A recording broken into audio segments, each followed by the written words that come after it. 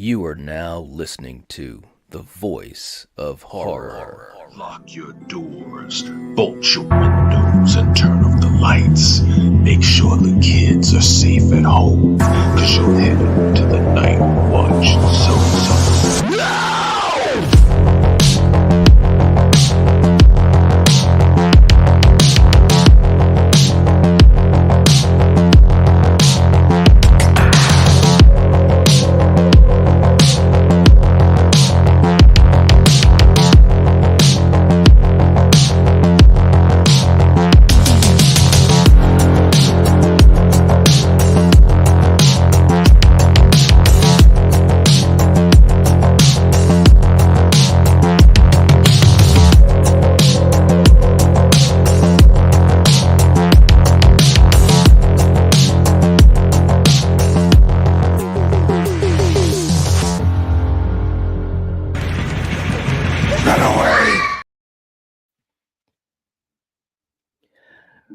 Welcome to the channel, ladies and gentlemen. Here we are on a Tuesday night, and as always on Tuesday nights, we're heading into Battle World.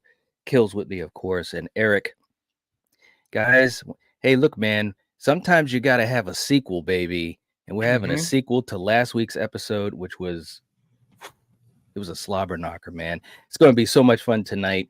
For all of you guys that are here in the chat, thank you for being here. We appreciate you guys. A blanket hello to all of you. Ben's in the house saying this right here is a tremendous clash. There you go. You know what's going on, brother. Melissa, what's up? We got Charlie, we got Scott, Dead World in the house. All right. We got Paula and RJ. What's up? Dominic's in the house. All right. Good to see you, man. All right. We got the general. What's up, Val? Thank you so much for being here. All right. All right. Let's see who else. And I know Danielle's happy to see this battle. One of the biggest Terminator fans. Zeducation is in the house. What's up? Good to see you. We got Mr. Rick in the house. Hey, what's going on? Hope you're doing well. Ronan, what's up, brother? Good to see you. All right. Let's see. Who else do we have here? All of you guys. Highwayman, what's going on? Saw both at the theater. That is awesome. Nice. That is really cool. I only saw T2, but yeah, very cool. And Val says she's not really into sci-fi. I know, Val. I know. She's one of our sci-fi stars, though, channel members, and is forever grateful to have stumbled upon this channel and this amazing community of wonderful people, great times, and forever memories made. Hashtag stuck with me now. Love y'all to the moon and back. Val, thank you so much. Seriously, we appreciate you, all the support, all the great memories, and here's looking to many more. We got so much stuff that we're excited to be doing. You know about a lot of it. It's going to be fun, man. It's going to be so much fun. All right. The night has arrived. We have arrived. We have the historian. What's up? We got Julie in the house. We got Gene in the house. We got Brandon. All right. Saying I rewatched Aliens last night in preparation. See, that's what I'm talking about. I like that. I like that. That's what I'm talking about. The commitment. What version, Brandon? What version did you watch? Yeah, right. It's so many. Is this I like it. It's so many versions. That's right. Spoof's in the house. Good to see you, Spoof. Hope you're doing well. We got Val reminding people, definitely, if you haven't hit the like button, please do. It helps to support us, and we'd appreciate it. Okay, let's get official, man. Brandon said it was the director's cut. There you go.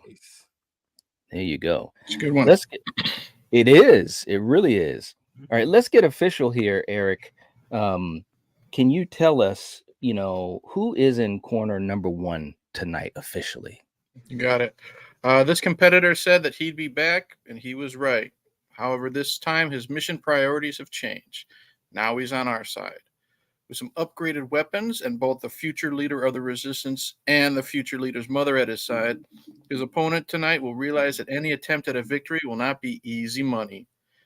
In an insane world, it's the sanest choice to be a part of tonight's battle. Make sure to get your clothes, your boots, and your motorcycle ready because Uncle Bob is ready to redeem himself after last week's battle. Here we have the T-800 and Terminator 2 Judgment Day. That was good, man. You got me with that. That was good. All right. In, in Compose corner, yourself. yeah. In corner number 2, Kill. Sometimes when you need to make a sequel, you have to go all out. And the king of the world, he knows what to do. He says, this time we're going to bring in a damn army to help our hero. And this time it's going to be war. And whether you think it is or it isn't, be prepared for it to be game over, man. Here we have Ellen Ripley and the Colonial Marines in James Cameron's Aliens. All right. Kill.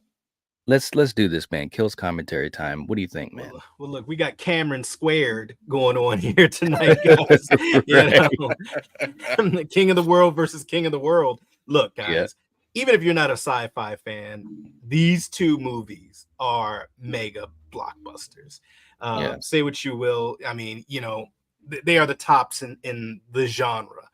This is going to be tough. They're both really good movies, although when I was doing my watching of these two, to me, one of them is starting to show a little age, just a little bit. We'll get into that, but they're both amazing films, great female heroines, and I am here for it. Let's get it. All right, man. And real quick, too, in the chat, also to congratulate a good friend, Russell, 10 months as a channel member. Very, very cool, man. Almost at that year mark.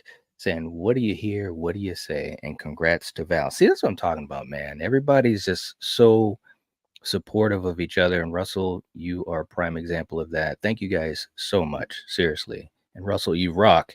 And Philip in the house. What's up? It's been a while. It has been a while. Hope you're doing well.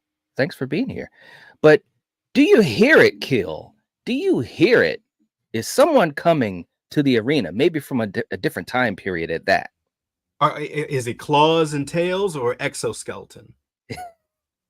Hey, look, let's pause for a second, because we always try to do this as a show. I almost thought you were going to be like the Sarge, like, is this assholes and elbows? Or what? Get him a stogie and he's good to go. Want me to get your sips for you, darling? I love the core. All right. Anyways, you guys know what's up. It's Day Aliens versus Day without sunshine. That's right. Aliens versus T2. You know what time it is. Here we go. I swear I will not kill anyone. Hasta la vista, baby.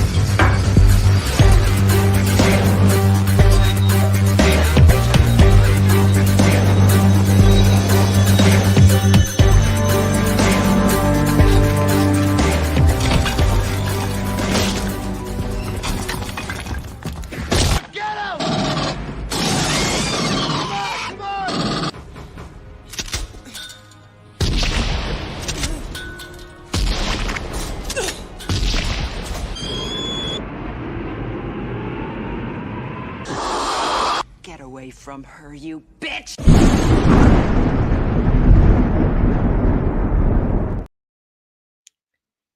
Nice. Yeah. Hey, man. We had a good childhood, didn't we, guys? Come on, let's be real. Let's be real. When you could go to the theater and see those films, like, that was just wow, man. All right. An 80s kid, man. I'm telling you, bro. I'm telling you. All right. So you guys know how we're going to do this thing. We're going to go category by category, giving the point to the film that we think deserves it based on the category, not our bias. And each category will probably be very interesting. You guys in the chat, let us know what you think. We'll try to get to as many comments as we can, but we won't get to everyone. But if you choose to send in a super chat, we will make sure we get to your comment or question, and you can put that super chat to the film of your choice for points. And guys, before we even begin, we've got a super chat that came in. Wow. Ronan coming in with the 20. Oh, wow. Uh-oh. Saying this is $20 for Terminator 2 because Aliens is doomed tonight. Aliens is too long. It puts me to sleep. Wow. The only it never gets to the end. The only good part. Wow. Not a fan of Aliens at all. I guess it's not. a bad movie. Whew. Wow. All right. That's a take I rarely hear. Okay. I don't know if I've ever heard that it's a bad movie. Okay. Yeah. All right. But thank you so much, man. We appreciate that. It's 20. Wow. So it's 20 points for T2 right off the bat. All right, wow. guys. Okay. Aliens fans. Wow. An Alien, well, it was a tough battle last week, but Alien came through and won. So this is basically the rematch. So let's do a super chat clip for Ronan. And listen, Kill, at this point, we now know how to deal with people that upset us because we got the guy that has taught us the way, the shining beacon of hope. Here he is. Here. We're fine. It is not in the file. It is not. You son of a bitch! You see the extra? Yeah. All right. Management. Yes.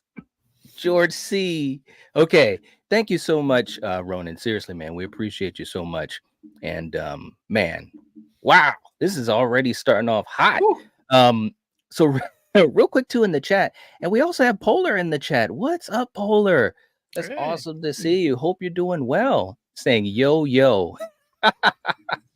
Hope you're doing well. Glad to have you here again. Awesome.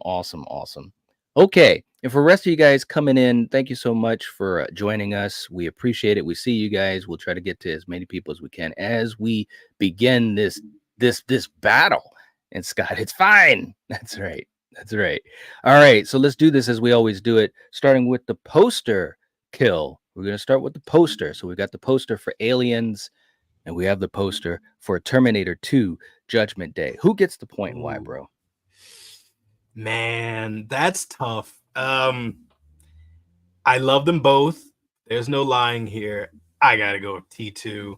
Like, that's just badass. I love the kind of the tone, the like kind of the cold blue tone that's in there, the red lettering of Schwarzenegger's name. I mean, he's got the shotty there. He's on the Harley, looking badass, and then the one red eye through the sunglasses. It looks freaking awesome. I gotta go with T2. Yeah, man, absolutely. Okay, Eric, how about you, man? I do like the use of the blue and the red and the white for T2, but I'm going with Aliens. And the reason why is I love just seeing, because this is a sequel. Who does Ripley have on her hand? I mean, it could just be a random girl she's saving for all we know, and she is stuck right there dead center in the middle of all those eggs. You see the little slit that's glowing, so they're opening. You have something behind her. Is that the queen, or is it just a close-up of the just a standard alien itself?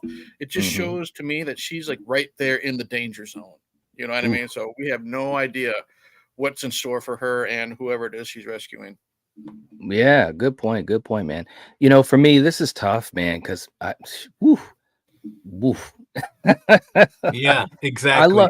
I love both of these posters, and it's interesting because, excuse me, both of these sequels kind of went in a certain direction. Obviously, the same director, right? But that focus on certain characters, and obviously, you got to focus on Sigourney Weaver and Arnold. And man, how awesome are they in these images? Just how they're highlighted. Damn. That being said, I'm gonna go with T2, and it's no slight whatsoever on Aliens because I love the Aliens poster, but I'm gonna go with T2 more so just because of just the cool robotic type of vibe, just of the image. Like Arnold's not even acting like a Terminator, and I feel like he is the Terminator. You know what I'm saying? It just looks cool. I love the coloring, like you said, Kill. I mean, at this point, the world was his, man. You got his name right there in the red. It's like, whew, yeah. So I'm gonna go with T2 for the poster. All right, okay. In the chat, we got the foreigner belt in the house from Aqua Teen Hunger Force. There you go. Woo, that's awesome. That might be one of the best names I've seen in a while. That's a good one. With the avatar. Only Aqua Teen Hunger Force fans get it. Scott said that might be my new favorite clip on this channel. I know, right? It's making its way. It's making its way. Polar is going with T2. Ronan is going with T2. Spoof is going with T2. All right. Paul is going with Aliens. And Danielle says poster of Terminator 2. Not even close. Wow. We got some Aliens haters in here, man. Wow. Damn. Hey, but Philip says, hold my beer. Both are awesome, but Aliens. There you go. There you go. Someone's got to stand up. Stand up for the Xenomorphs and Ellen Ripley. Okay. Ben's this is going to be a fun battle. Ben's coming in with a $10 super chat. Thank you so much, brother. Much appreciated. Saying, man, Knight, you're one of the classiest dudes out there. Bromance. George C. Scott is chuckling from on high. Right? See, that's what. See, we get it because we're of a certain generation. It's so cool to hear people understand how cool and amazing an actor that George C. Scott was. Again, like I said last week when I first showed that clip, if you don't know who he is, check his work out. He was an amazing actor, and growing up, like, it's George C. Scott, you know. Seriously. Ben, thank you so much, man. We appreciate you. And also let us know if you want that the 10 points to go to one of the movies. Let us know, man. But thank you so much. We appreciate you so much, man. Seriously, that was very kind of you. And we got Rachel in the house too. All right. Mr. Rick going with T2. Russell going with T2. Alan's going with T2. All right. We got Steven in the house. What's up, man? Good to see you, brother. Good to see you. And by the way, Steven, let us know which of these movies you're rooting for in these categories. And we're going to be doing our Camp Blood Fest this week, going back to Steven's channel on Wednesday. It's going to be so awesome. Jason lives, bro. I mean, do I need to say more? Do I need to say more? And Steven, put the link in the chat, man. Put the link in the chat for folks. All right. Very cool. Oh, and here's a deep cut too, man. Alan said, see, you got to know. See, you guys know. That's and my brother, my little brother, he knows what's up. He said Scrooge can punch. That's right. One of my favorite versions of A Christmas Carol. Absolutely. I still love the Albert Finney though. Of course, yes. You know I love the Albert Finney one. But yes, George C. Scott was amazing as Scrooge. You guys are all right. Yeah, I still got a soft spot for Michael Caine in the Muppets, so. Right? All right, man. This is crazy tonight. Okay, next category kill. We're going to be talking about the tagline. The tagline for these movies. So the tagline for T2 is "It's nothing personal." And the tagline for Aliens, this time it's war. Who gets the point and why? This is a light work, easy one. I'm going with Aliens. It's nothing personal. That doesn't match the poster. I don't know what kind of pun they were trying to do there, or if somebody was just busy, taking a bump, of coke or something. It's just like, hey, let's just not personal. Let's do it, Hollywood. But this time it's war. What does that mean? Like, Ripley looks ready for war in that poster, right? Yes, sir. That tagline matches a beautiful woman protecting a child with two guns tied together, pointing at something that we can't see. That's right. It's wartime, baby. Aliens. Yeah. All right, Eric, how about you? Yeah, it's not even close. I don't like Terminator's tagline at all. This time it's personal. Okay, I guess the last time wasn't. What are you trying to say now? Right. Aliens. This time it's war. It really hits because it's playing on the fact that now we have more than one with that little added S. It's war. That's right. We have soldiers versus soldiers, and we're gonna have automatic weapons and stuff. It fuels the intensity of the film itself. You know what I mean? It pumps you up. All right, let's get going. Assholes and elbows. Let's go. You know what I mean? That's right. That's right, Yeah. sweethearts. Yeah. So listen, the thing for it's not personal. I think they're trying to play off of Arnold. That's the only thing that comes to my mind as far as, because we didn't know. That's the other thing people have to understand. We didn't know that he wasn't the villain. Right. They were very cool about how they did the marketing for T2. When I got in that theater, Kill, I don't know if you remember this, but I'll never forget going to see it at the mall. The line was outside of the thing. You remember Jamal, my buddy Jamal. It was so cool, but we didn't know. We did not know. So I think they were playing off Arnold. But that being said, I agree with you guys. It's got to be aliens on this one.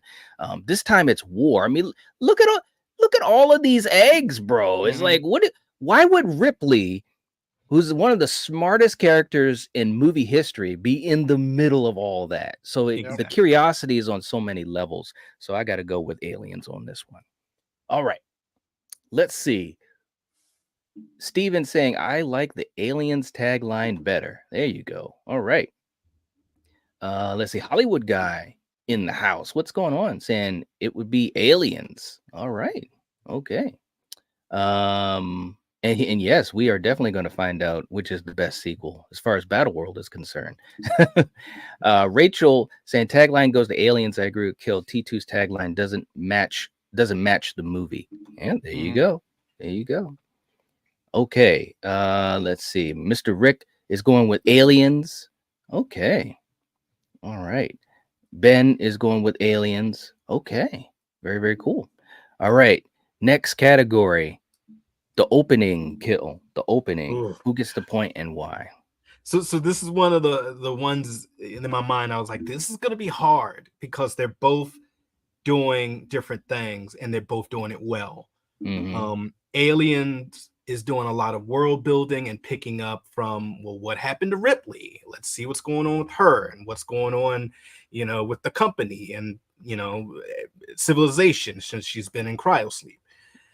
Terminator, you're picking up with the future war, voiceovers, they're giving you a lot of stuff and a lot of action in a brief, condensed, point of time. And it's funny, last week when we did the same question, last week I went with Terminator. This week is no different. I got to go with T2. The future war stuff, the voiceovers from Sarah Connor talking about, this time they came for John and, and it's just so triumphant. And that's even before, Arnold gets, teleported, back to LA and our antagonist. So yeah, I gotta go T2 because they give you a lot in a quick little bite. All right. Okay. Eric, how about you? Yeah, I'm definitely going T2, and it's just like last week. We had kind of a cold opening with this alien film, and we're right, right in the fire with this Terminator film. And I think what helps this Terminator film, as good as the opening of Aliens is, you know what I mean, just pretty much continuing the story, telling us where Ripley is, she's found, yada yada. We get more of the future war in this one. That opening narration from Sarah is great. We get to see John Connor. You know what I mean? We get to see him as the leader, battle scarred and everything. He looks badass, and that actor doesn't say a freaking word. You know what I mean? Right. He just has to look down at the ground. And it really truly sets the tone. You know what I mean, of how dangerous this war is, because we get to see a little bit more, and we see what it's done to John. You know what I mean? Just again in this actor's body language, and it's just such a great opening from beginning to end. The first 5-10 minutes, however you want to say it, it's hard to beat it. All right. Okay. So we're going with T2. For me, I have to agree with you guys. I mean, both of these movies have great openings, and that's the hallmark of a director that is really, really good, which Cameron is. But it has to go to T2 for the reasons that you guys said. It's just so amazing to see this future world, this future war, and that narration. That was the thing that got me the most too. When I heard Sarah Connor just kind of telling the story, and it was just so cool, even as it goes into the credits and you hear, the music. It's just like, it was just such a great opening. So this has to go to T2 on this one. All right. This is tight, man. This is tight so far, like I thought it would be. Real quick too in the chat, just to catch up with these guys. Let's see. And Ben, also let me know if you wanted that 10 points to go to either movie. I don't think I saw if you said so or not, but we've got Hollywood Guy coming in with a $5 super chat. Thank you so much. Saying the only gripe of the series is Newt should have had a better arc. She just died. That sucks. It does. But that was in 3. So we're talking about aliens tonight. But let us know if you want, again, guys. So I won't ask anymore, but if you want points to go to one of the movies, because we've got so much chatter in the live chat that it's hard for me to scroll while I have 3 other windows opening and going back and forth. So let us know if you'd like it to go to one of the movies. If not, I'm going to assume that you don't. And we appreciate the donation anyways, though. But thank you, Hollywood Guy. It'd be We a lot appreciate that. easier, I think, for night if you guys put it in the actual super chat itself. You are not speaking a lie. Thank you.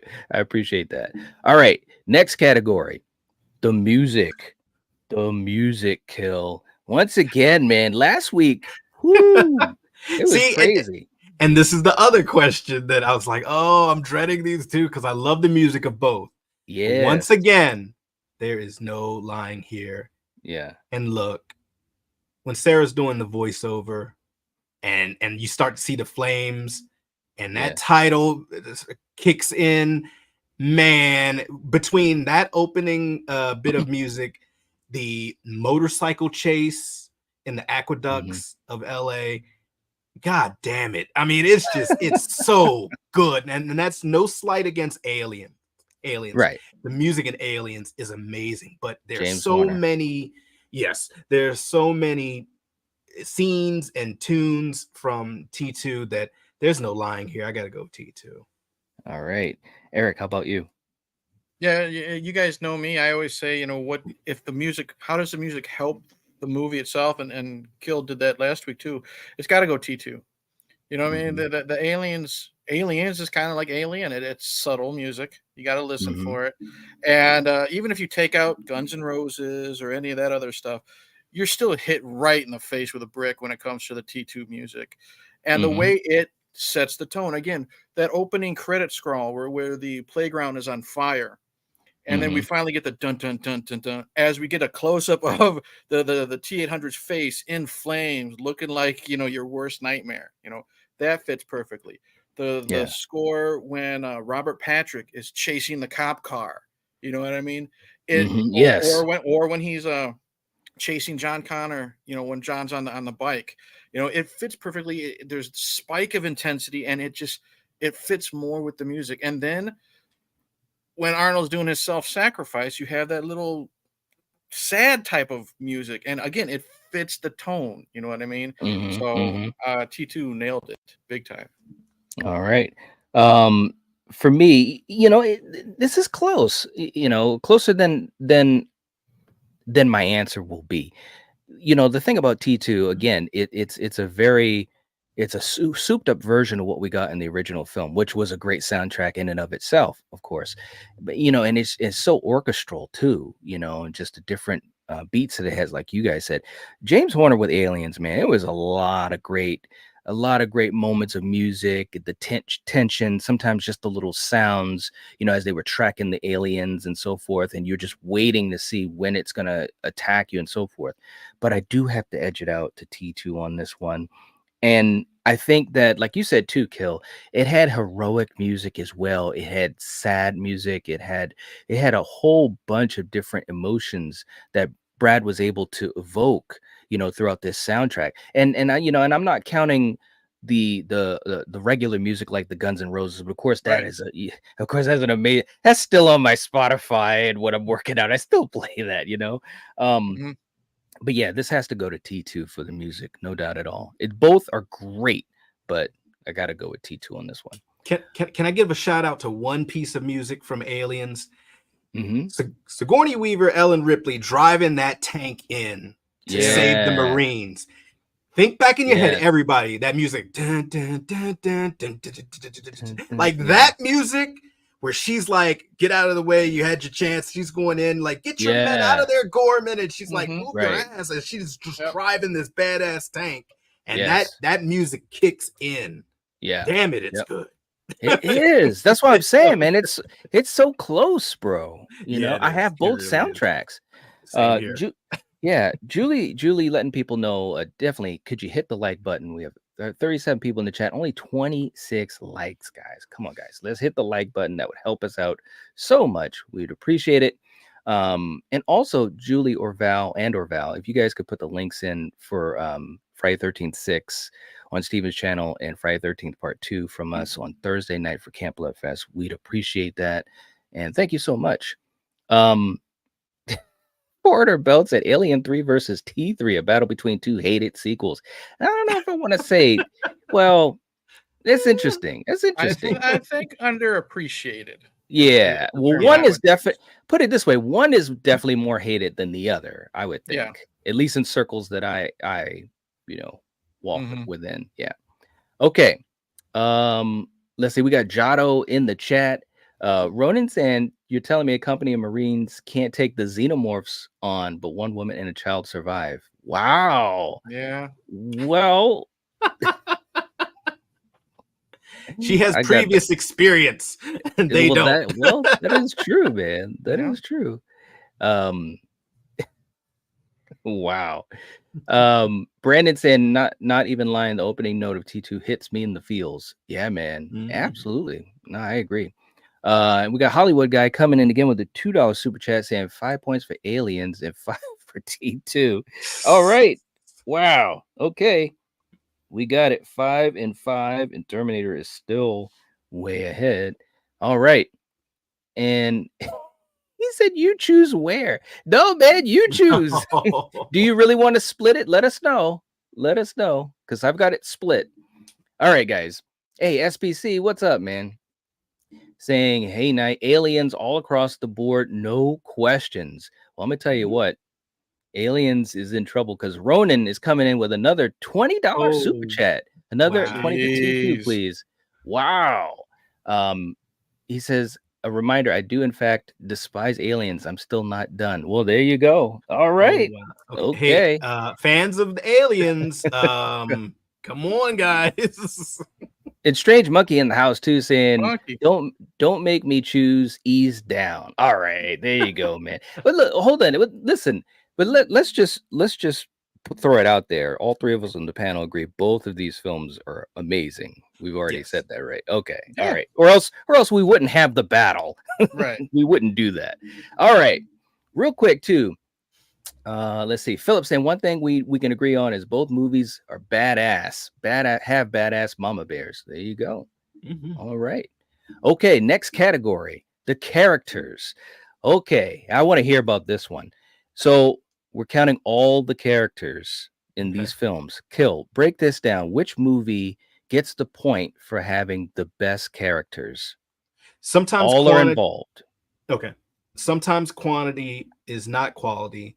But in the case of Aliens, quantity is also quality. I'm going Aliens. This is an easy street for me. Now, no disrespect to Arnold and T2. Sarah Connor, John, Arnold, hell, the T-1000. You know, and a lot of the supporting characters, like the shrink that returns. But yes, thank you. But come on, like Baskey, Crow, Vasquez, Burke. I mean, the Queen is a goddamn character. Ripley, Newt. I mean Hicks. Come on. And what they did, in my opinion, was they gave us just enough about these characters to know their personality, know who was kind of the upright, you know, Cyclops of a soldier. Like, hey, I'm Cyclops. I'm straight edge, boom, you know. And who was the cut up? You know, who were the guys that were just there for, like, you know, a paycheck? The guys that were kind of gung ho, you know.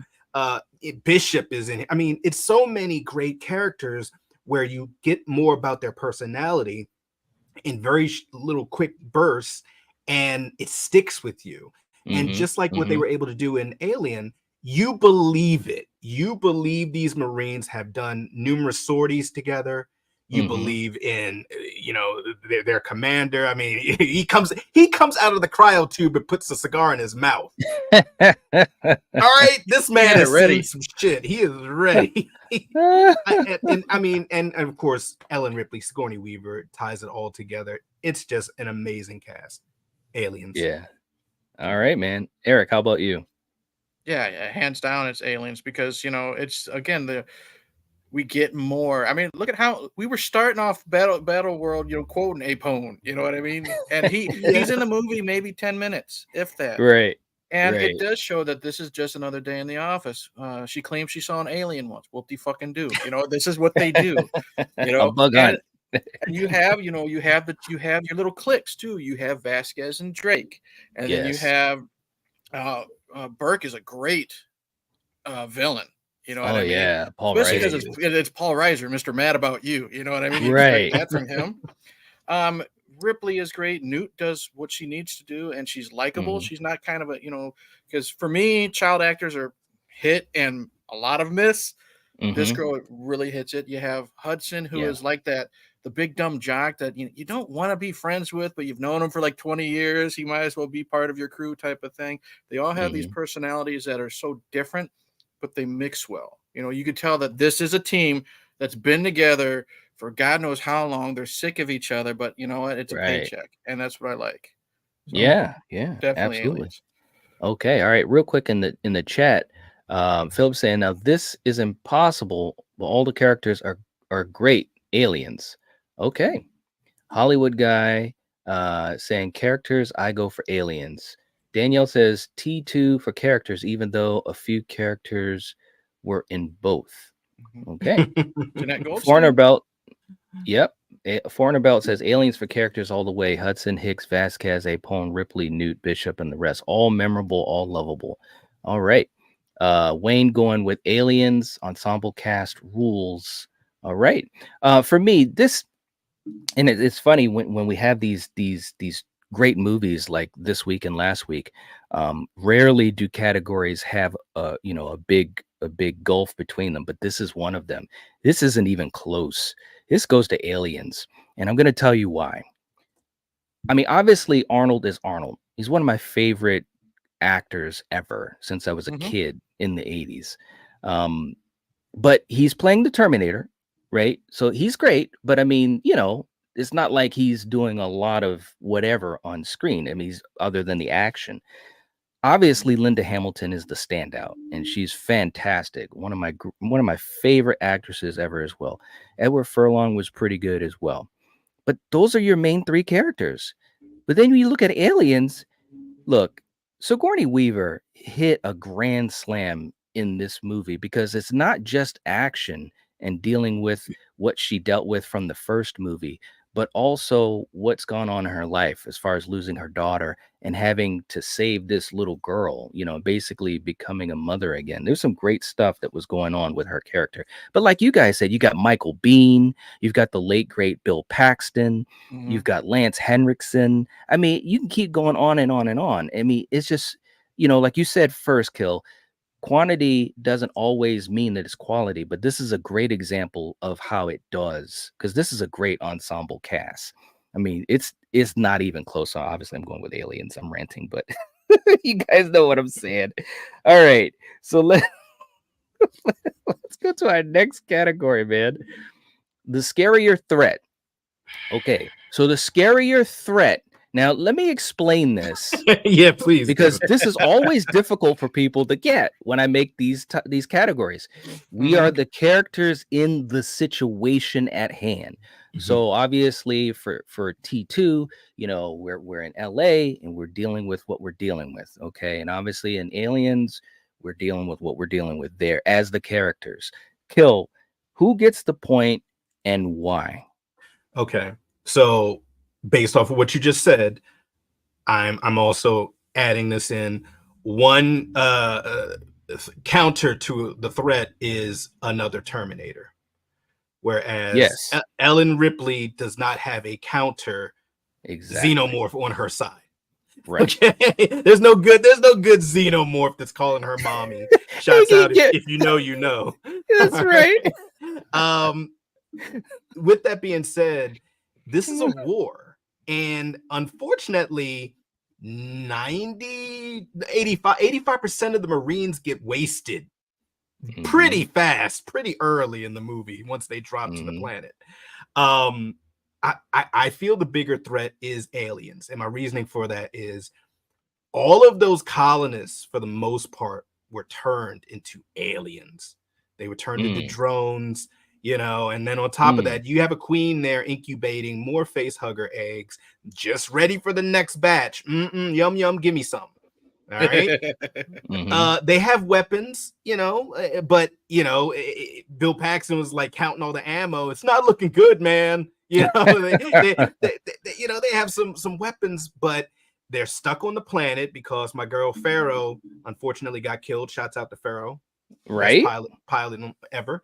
But yeah, they're stuck there. There's a queen, there's drones. They're doing everything they can do to kind of barricade, seal doors up. They're going to be overrun eventually.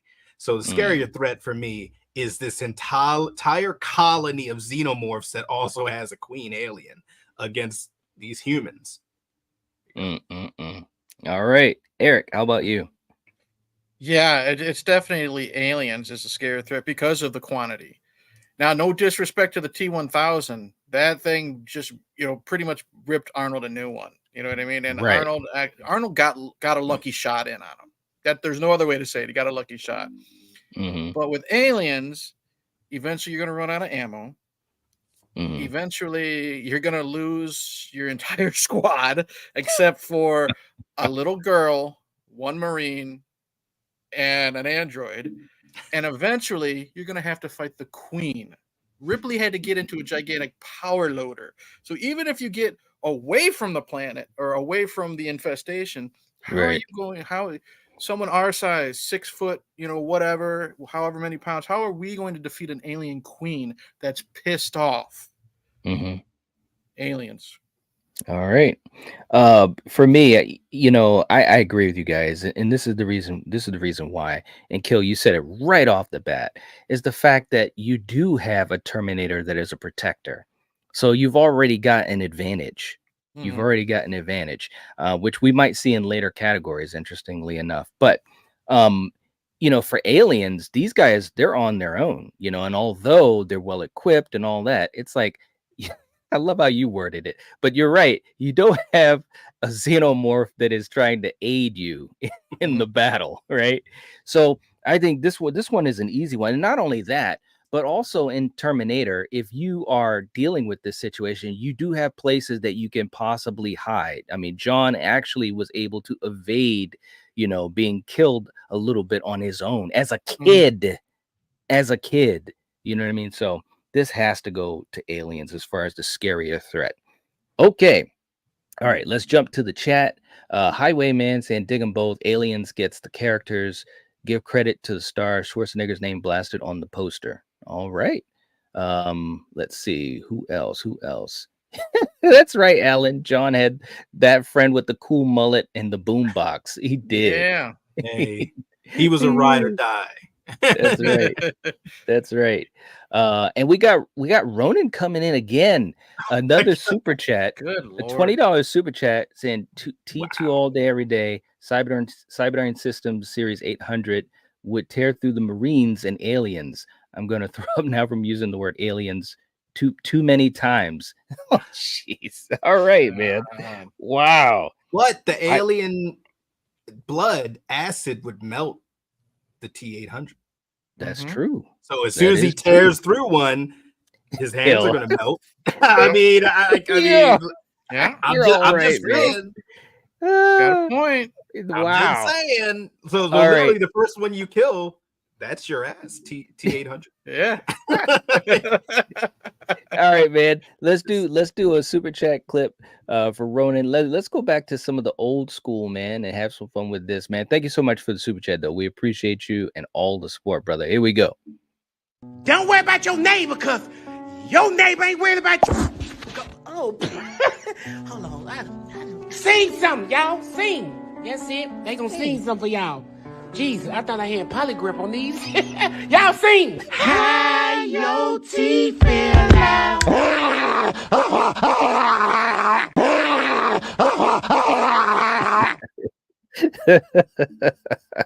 That's I good. forgot about Captain Crazy at the end. There you go. All right. Thank you so much, Rhoda. We love you, man. Oh, Good Lord. Too funny. All right. So in the chat, Wayne saying the scarier threat, aliens. Just. Okay. Foreign About saying got to go with T2 because the T1000 is a shapeshifter. Okay. All right.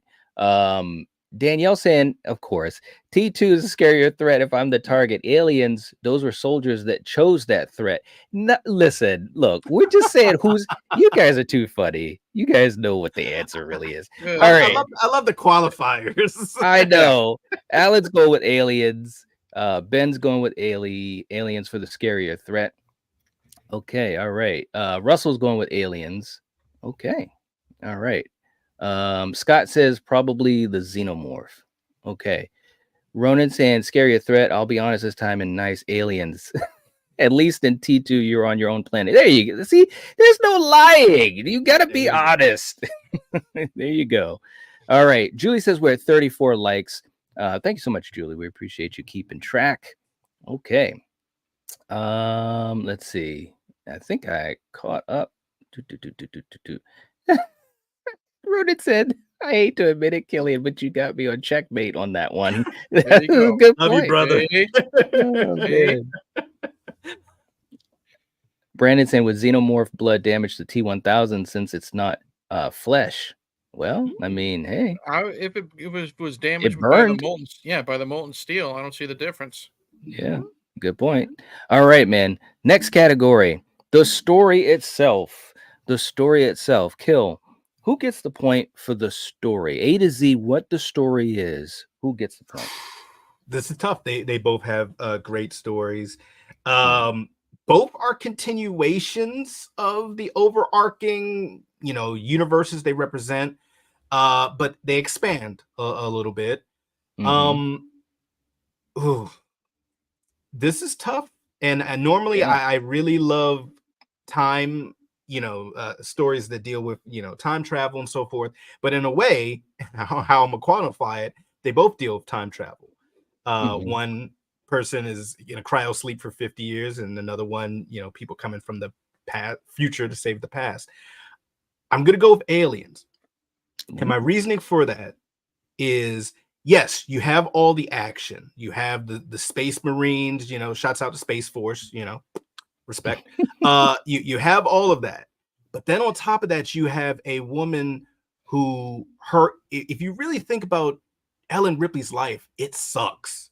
Her whole adult life has been fighting these aliens, and ultimately she loses and dies. But she takes them down with her. But and while she's in cryo sleep, her own daughter ages out and dies of old age, and things of that nature. So on top of all of the action and so forth we have that James Cameron gives us, there's also this story that's very subtle of like this woman and her loss. And that loss propels her to care for Newt and look after Newt. And it's just so much woven in there. You have the company that's evil, and you see more on how they're evil, how Burke is a piece of shit. Yeah, man. Yeah, exactly. Dog meat, pal. Yeah. And you have the soldiers where, once again, there's always this kind of outlook of the haves and have-nots that are in these movies, and it's subtle if you look, but it's there. Oil workers in the first one, but then you have the company. This one, you have the company, but now you got soldiers, you got grunts, So there's always that juxtaposition that's there that for me just really engulfs the story. No disrespect to Terminator 2, but I got to go for aliens. All right. Eric, how about you? Those were all really, really good points, but I'm going to go with Terminator because and it's not just the twist that now we have a Terminator protecting John from a better Terminator, getting that out of the way. It's just some of the things that they do. Sarah has now been turned. She's now this emotionless killing machine. What she tried to Mhm. stop, what she stopped in the previous film, and the thing that's the loving father, the loving parent, is the machine. Mhm. I also love how they try to stop the war from happening I love how they involve Miles Dyson, and they Yep. have and he is helping stop what he created. I love that dynamic to it. So those little twists, with what the Sarah and the T-800 character, plus involving the one who created Skynet and who created this big mess that we're gonna have, in like 30 years or whatever. I don't know the timeline off the top of my head, but still, I think that is just a little interesting tweak, a little bit, to just bad robot trying to kill the future leader of the resistance. Adding what they did to her character, and then just throwing in Miles Dyson. I think that was really good. Mm. All right. Um, this is really tough, Yeah. to be honest with you. I think this is, and I think it's well, I don't know if I want to say if it's tougher than last week. It possibly is, because I think both stories they do add some really cool elements. You guys just said both of them. With Sarah, her change in T2 and what she's dealing with, and of course what Ellen Ripley goes through in Aliens. And I think that that's one thing that a lot of people sometimes might lose track of in these stories that have so much action and great effects and all the bombastic nature of it and so forth. There's some really good stuff going on with actual character arcs and character development, especially for these two leads. This is tough, man. You know what? I'm gonna edge it out barely to T2. I'm gonna edge it out barely to T2, and I might even change back right now, but that's how close it is because I think that both of these stories are just really good. They really are. Hmm. But the reason I'm picking T2, thinking about, what Sarah has gone through, as far as how they set it up that she's in the institution in the beginning of the film. So that her life has just been so tragic. Other than the fact of having a child, you just Hmm. wonder how she went from what she was before to now. And how she deals with that, how she deals with her son, how she deals with knowing all that she knows. Like she was right there in the thick of it. And how does she deal with that? And in the film, we see the choices that she makes. I mean, she was literally like a third Terminator in this film. You know what I'm saying? But realizing that she was losing her humanity at the end when her son and Arnold get there to stop her from killing Miles. Hmm. It's just great stuff in it, man. It really is. And obviously, even on a different level, Arnold as the Terminator, learning what it is to be human and stuff like that. It's a lot of great stuff going on in this film, as it is in Aliens too. But I'm going to edge it out to T2 on this. All right, let's catch up to the chat here. And Val, thank you for putting the links in the chat. Much appreciated. Much appreciated. Okay. Alec saying I like them both, but I would have to side with T2 by a slight margin. Okay. All right. Wayne saying I think for story, I think T2 has a bit more, and Arnie as the protector this time has an interesting story twist. Hmm. Okay. All right. Scott is going with T2 for the story. Philip saying both are great stories, so this is hard. It really is. It really is. No doubt. Foreigner Belt saying Ripley's storyline is like a Greek tragedy. Yep. That's a great way of wording it. It really Hmm. is, man. Because, the other thing too is when you have a hero, obviously most times the heroes win the day or they might lose, every once in a while. But she really lost, Yep. bro. Like Yep. her whole life was in this situation. She loses her child. She loses well, obviously beyond this movie, everything Hmm. else. But it's just like, wow, man, it truly is like a tragedy. So, Yeah, uh, there's a line she says in Alien 3. I don't know the exact quote, but she says, I can't remember my life without you," type of thing, when she's actually talking to the yeah. xenomorph. So, Yes. Mm-hmm. Yep. Absolutely. Um, Philip says we got 36 likes. All right. Thank you so much. Foreigner Bell saying to Ronan, I never met someone who hates aliens. I know. I've never, bro.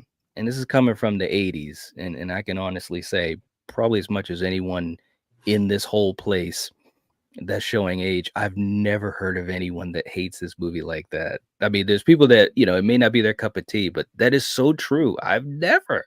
Never. Yeah. All right. Ben says, I'm tied for the story. Well, we can't tie, man. We would like to Can't tie in a lot of these categories ourselves, trust us. So true. It's so true. All right. And Val's got the link to Eric's channel as well. Please make sure you guys stop at his channel, subscribe. We're having a blast here. He's having a blast on his channel. We got some cool stuff popping up for Friday the 13th. Just teasing that out there. But thank you. Let's see. Highwayman saying thumbs up to Thursday, Friday too. One of my top of my favorite horror series. There you go. Well, we are doing Camp Blood Fest. We're doing Friday 13th watch parties here and over on Steven's channel at Craven Something Scary. So definitely, yeah. Okay, let's go to our next category.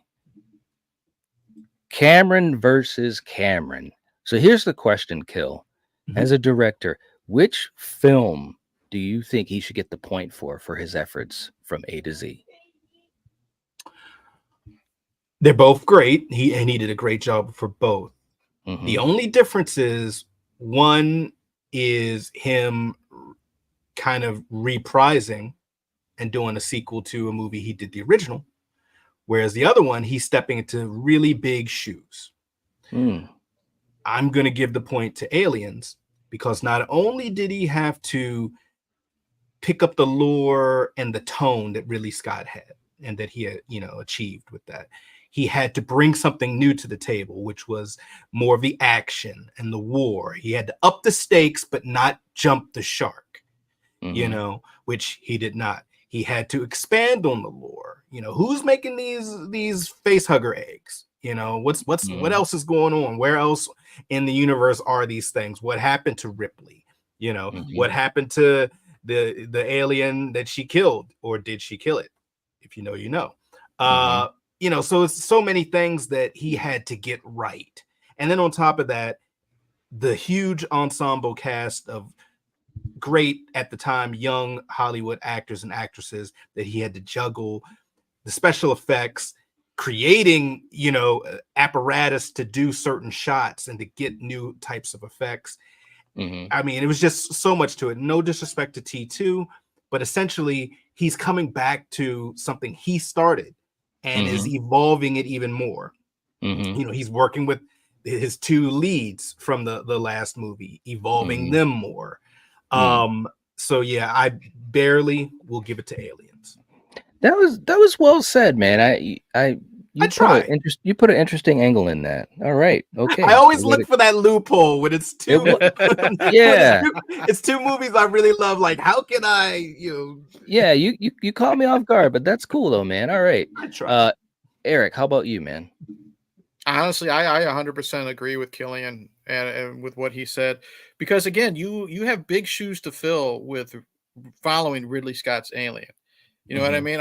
How many times have we had a great movie from a great director, and then we have a follow-up that it's kind of a stinker? You have like, don't get me wrong, I love Predator 2, but Stephen Hopkins had bigger shoes to fill. You know what I mean? With his director, and it didn't turn out right. Cameron had so much on his shoulders, and he also had, in my opinion, much more to work with and chances to go wrong. He had the technology in T2. Sure, it could have came off looking crappy. It didn't. It looks amazing, especially for the time. Think of all the practical effects that could have gone wrong. If that alien queen didn't look menacing and intimidating, that whole final act, no one would have cared. You know what I mean? Yeah, and it's not like Jaws. If the xenomorph don't work, you can't hide it in the water. You know what I mean? So that plus all the sets and models and just the massive cast and helping, like I've said before in previous Battle Worlds, making sure no one in the cast outstages the other. And I think he's able to get the best performances from everybody in that big cast in Aliens. All right. Okay. Interesting. Okay. For me, this is tough, man, because it's obviously James Cameron versus himself. But here's the thing, and this is why I enjoy doing these battles. Now, obviously, we usually have an affinity for both films we battle, and that's why we do it. But again, we want to look at these categories and take ourselves away from that and really look at what's going on in the category. And when I look at it like that, Kill, you made a point that I didn't even really think about that much. You know what I mean? Obviously, I was thinking that listen, let's just be honest. It's easier to do a sequel to a movie that you created. It is. That's a fact. There's no denying that. So it was easier for him to do T2 because that was his baby, him and Gail Earnhardt. It has to go to Aliens.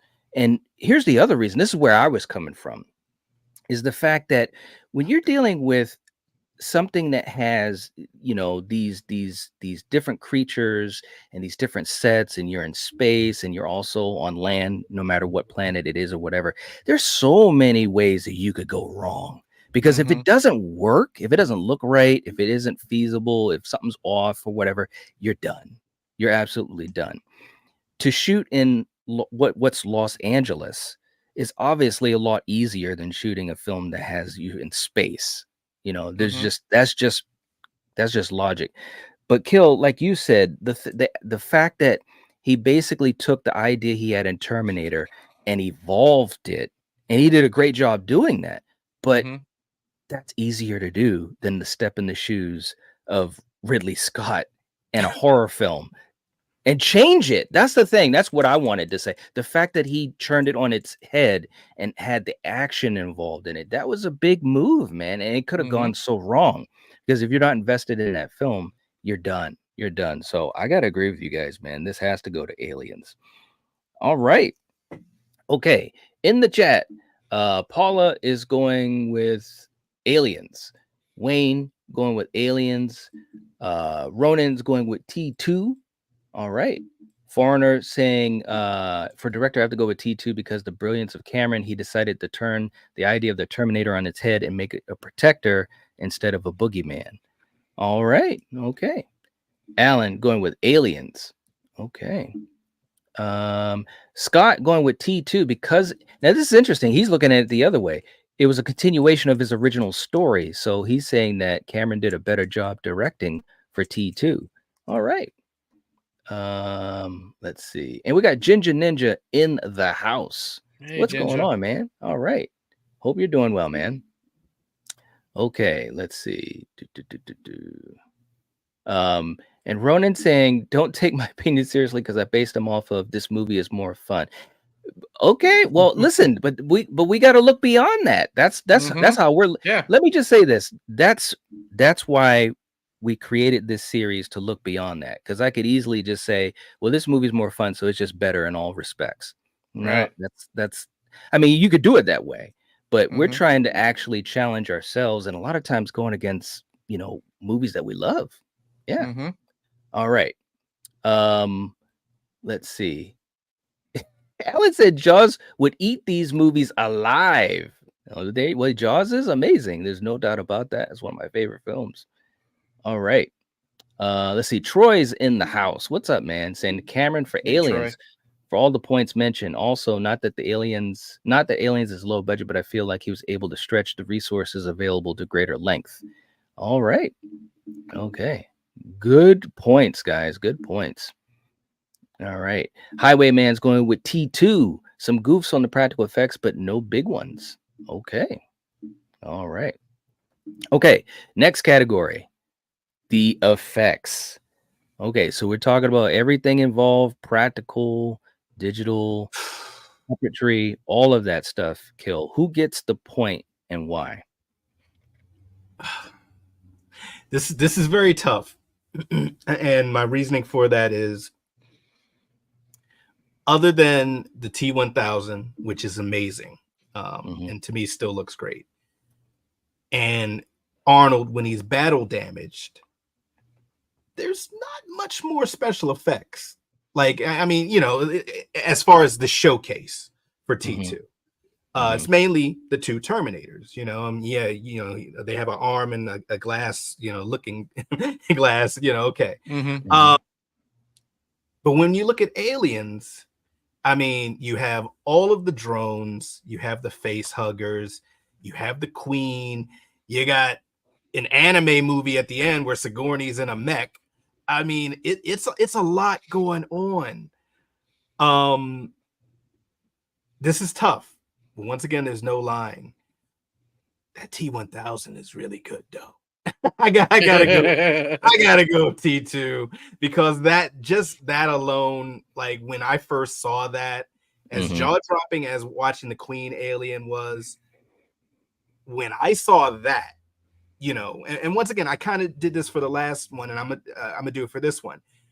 The aliens, we have seen the aliens in the first movie.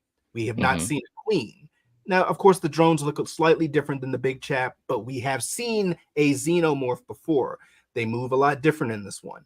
We haven't seen a T-1000 before. Like with that type of liquid metal and changing into people and changing their, you know, into weapons. That was just amazing. I got to go T2. All right. Eric, how about you? See, this is also tough because it's Stan Winston and Stan Winston. You know what I mean? Right. And again, you know what? You know, and there's more like that one scene where Arnold's just walking towards the cops and just getting blown away. You know, they had to make a fake half of an Arnold that they could shoot to shit. I'm still gonna go with Aliens by a slight margin because it's hard for me to beat that Alien Queen, dude. What they put into how they had to build it, how they had to operate it, it looked scary, especially that close up of when like the inside jaw comes out. Again, all the alien drones look good, but there's more to it. That chest bursting scene is horrific. Bishop, when he gets stabbed and ripped in half, that's some great practical effects too. And as much as I love the T-1000, like I always say, 99% of the time, I think practical beats visual effects. So I'm slightly going to give it to Aliens, like just for the addition to the Bishop stuff and that chest burster scene. It sticks out more for me. So that's an interesting point you made too, because you know, practical versus visual and the work that's put into it, and if it works, either one, you know, visual or practical. That's an interesting take, man. Well said. You know, for me, this is tough, man. It's so tough. And Kill, you kind of said it too, man. I mean, you basically have the revolutionary T-1000 effect, which obviously littered throughout the movie, but there's, you know, a lot more going on in Aliens, and not even just the friggin' aliens. We're talking about in space, the ships, the visuals with that, on the planet, you know, the set design and how they do that stuff with the effects and making things look a certain way. It's really it's very tough. This is really tough, man, because when you really think about it, both of these films are doing some great stuff. If we could have movies do what these two films are doing, you know, as far as practical and visual stuff to this level, this type of craft, you wouldn't hear a lot of fans being upset with special effects like they are with a lot of more modern films. These two films knew what to do. That being said, I'm gonna edge it out to T2 as well, just like you did, Kill. And again, the T-1000, man, I'll never forget. First of all, Cameron originally was going to do that in the original film. We know that. That was the idea, is liquid metal in the first Terminator. But he knew that it would not work. It would not work. The technology was not there. Just like he waited a damn near whatever it was, a decade or 12 years to do Avatar. This guy has the patience of a monk because he said, nope, we can't do it. It's a great idea, but we can't do it. But with T2, he found out that they could do it. And when I first saw what Robert Patrick was able to do as the T-1000, I just like, holy shit, man. I mean, what a way to up the ante from the 84 film, right? So I just have to edge it out slightly because of that alone. If we were talking about counting it out and quantity with quality, no doubt Aliens would win easily. Easily. But because of how revolutionary the T-1000 was and what they were able to do in 1991, I gotta edge it out slightly to T2. You ask me this tomorrow, I might go the other way. That's how close it is. Me too. Yeah. Yep. Okay. All right. Let's go to our next category.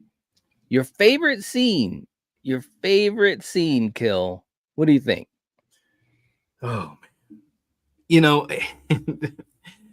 it's a lot of scenes, but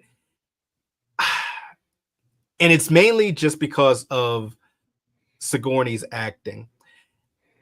I gotta go, there's no lying here. I gotta go with the first thing that comes to my mind.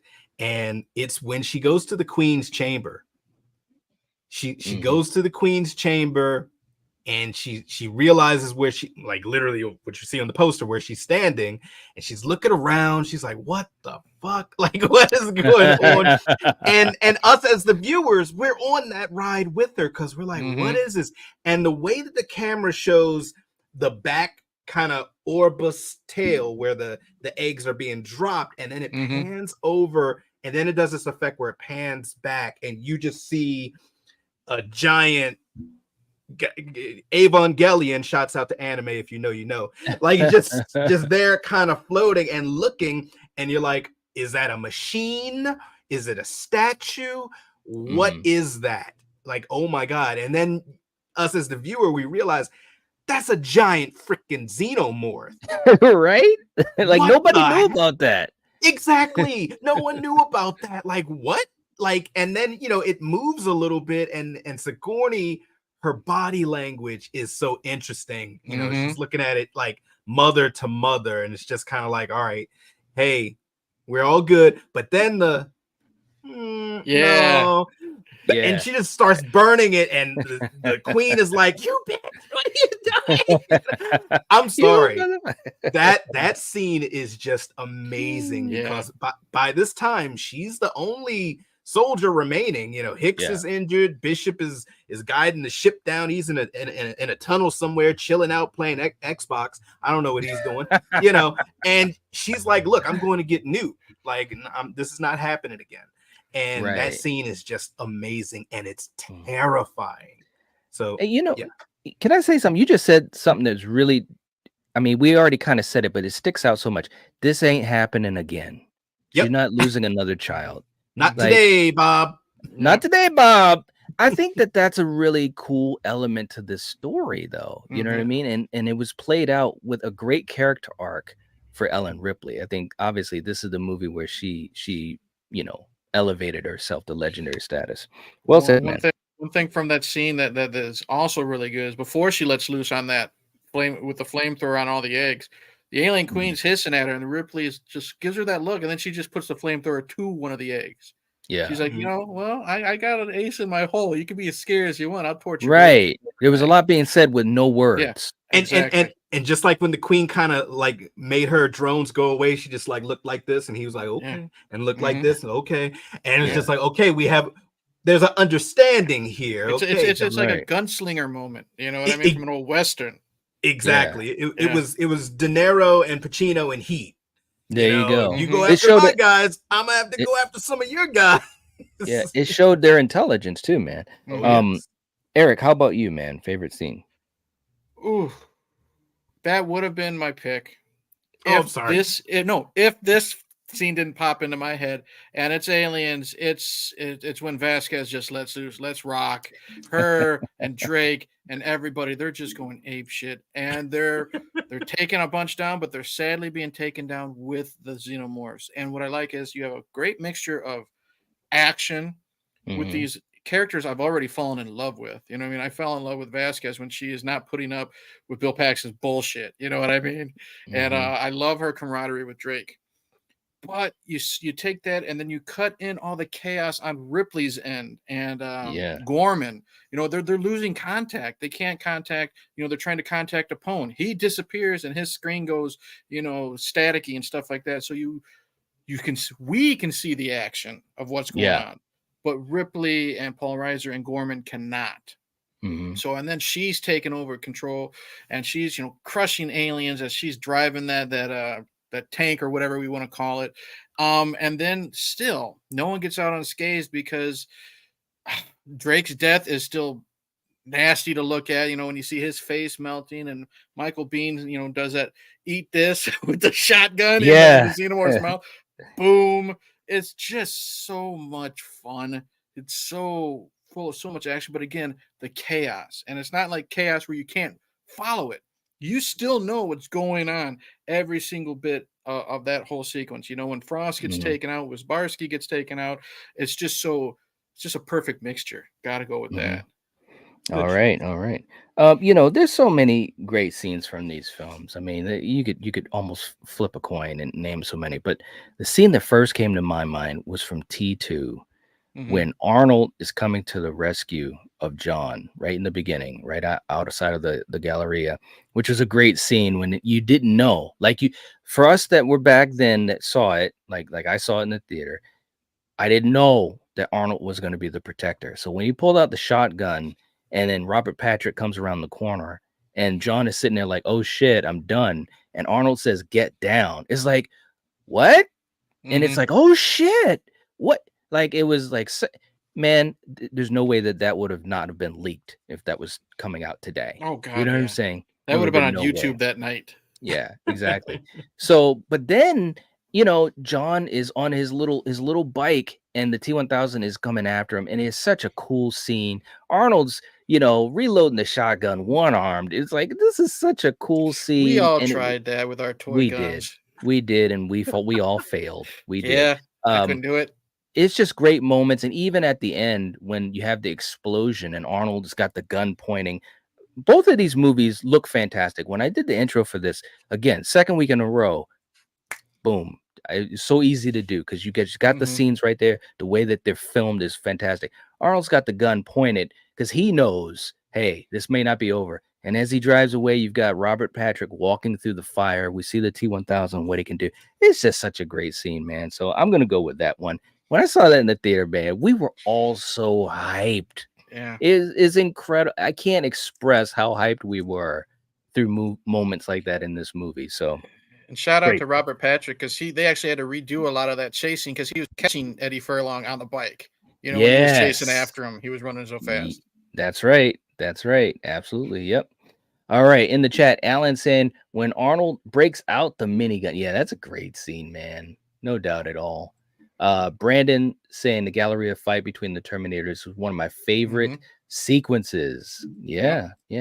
Paul said, get away from her, you bee. There you go.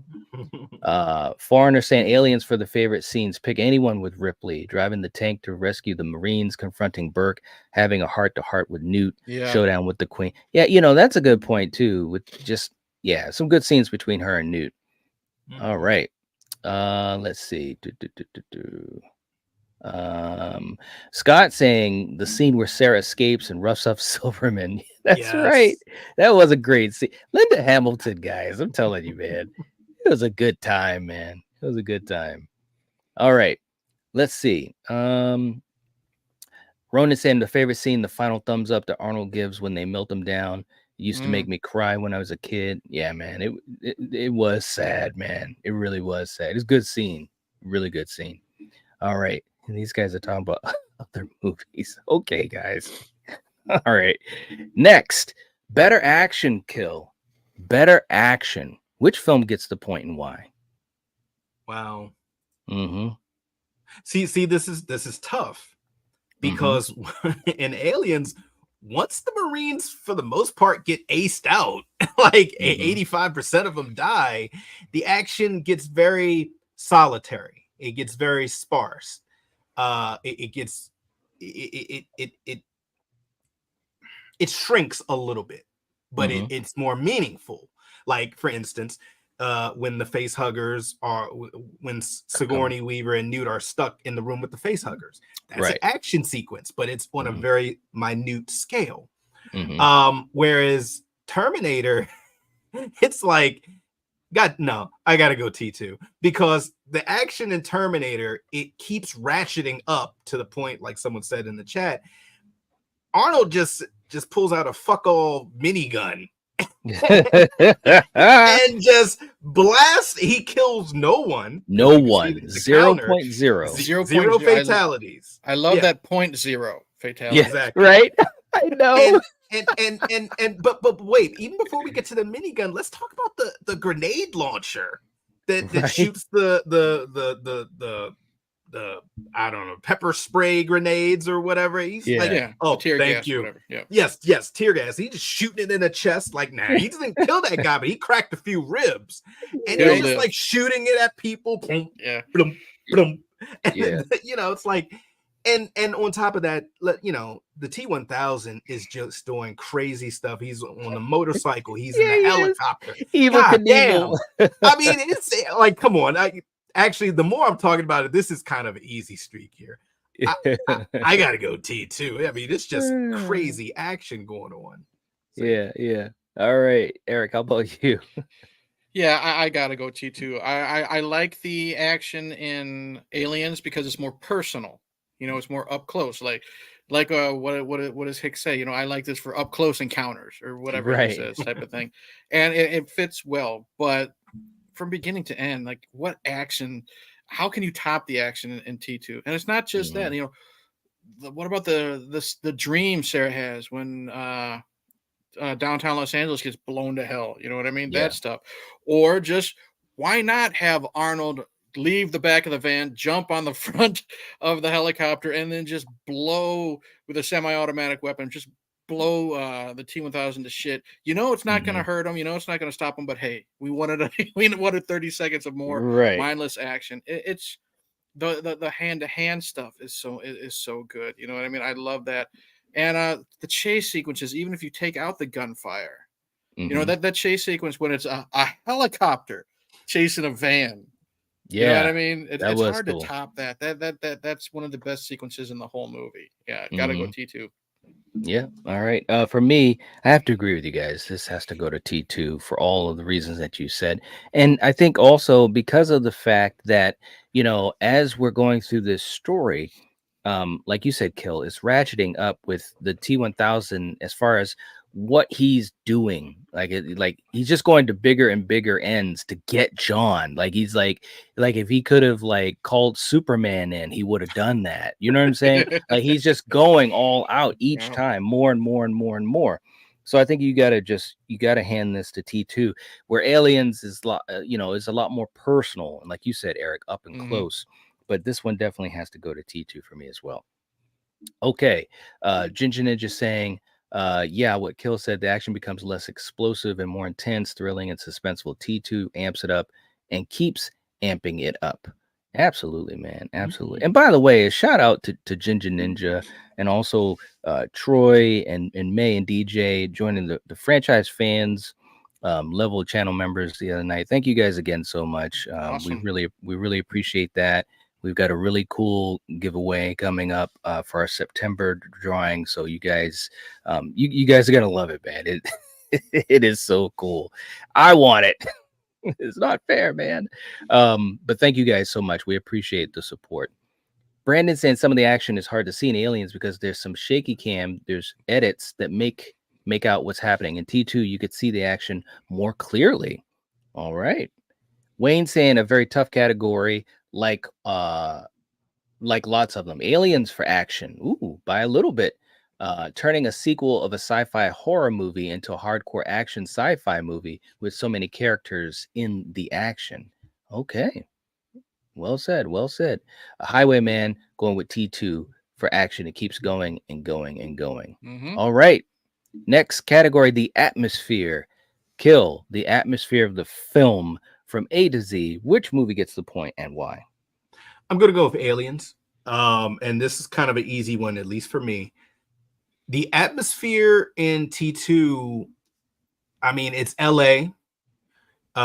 It's kind of a chase movie. We go from LA, we go to the desert. We go to the Cyberdyne, the Dyson residence, Cyberdyne, building, and then kind of we're back at sort of another industrial setting, like at the end of the first movie. Whereas Aliens, we go from the sterileness of a claustrophobic marine spaceship. We go from that tactical aspect of that. We go to, the drop ship and the tank in the drop ship. We go to the colony, where we see damage from fire and acid damage. And we see, this is where they slept. This is where they ate. This is where they did experiments on some of the face huggers that are in here. Oh, some of the face huggers are still alive. Then, of course, we get to all the insect hive kind of areas where it's damp, it's moist, it's oppressive. Are these walls or are these dormant xenomorphs? So the feeling of Aliens is quite that. It's alien. It's oppressive. It's mysterious because you just don't know how deep this kind of insect hive goes, and at the bottom of it is the queen. So yeah, I would just say for me, there's more variation, but even though there's the variation, the atmosphere still is there. Whereas T2, there's a lot of variation, but the atmosphere is kind of all over the map for me. So okay, all right, Eric, how about you? Again, he said it perfectly. We're going to Aliens because that is the thing with Terminator 2. As great of a film it is, the atmosphere is just kind of up and down. You know what I mean? Intensity. Then we have breathing room for quite some time. We're going to go to Mexico. Intensity. We have some more breathing room. There's no breathing room in Aliens, even when the action isn't happening, because you still feel uncomfortable. Right. That's you don't know. The movie starts off and you feeling cold when they see Ripley and they break her out of hyper sleep and stuff. Like you feel cold, you feel claustrophobic. You feel claustrophobic in a more wide open space. Like when they're on LV 426 and they're in, I guess you would say, the area where the people were working. The workers before everything happened. It's more wide open than the spaceship from the first movie, but you still feel tense. You still feel closed in. And when you're going into the hive with the Marines, you are feeling uncomfortable. You're feeling, like Kill said, wet, moist. It's gross. You know what I mean? And it's upping the intensity because you don't know what's behind you. And that's why James was smart when he had that one scene where we saw the H.R. Giger type walls, but then we see that little bit of the xenomorph moving. You know what I mean? And that adds to, like, this. They're both action films. They're both sci-fi films, but Aliens is still keeping that horror element to it. So you have those scary, intense moments, and it's from beginning to end. I think Alien keeps it a lot better than Terminator does. All right. Okay. For me, it's interesting. You guys said some great stuff, but it has to go to Aliens. Okay. And you both of you guys said a great point. With T2, you have moments where, you can take a breath. You're in Mexico, even at the institution, it's like, okay, we got some time to breathe. We're playing video games at one point. Okay. Easy money. Yeah. We're playing video games. Yeah. In Aliens, the sense of dread is throughout the whole movie. You know what I'm saying? And again, when we look at these movies, like when you're watching it the first time, because you never know what's going to happen. But here's my biggest reason that I'm giving Aliens the atmosphere. The atmosphere for Terminator has great moments. It really does. But I feel as though once we know that Arnold's the protector, which is early on in the film, that's within the first 15 minutes of the film, all of a sudden, hope rises. Because I'm like, Arnold's gonna protect us.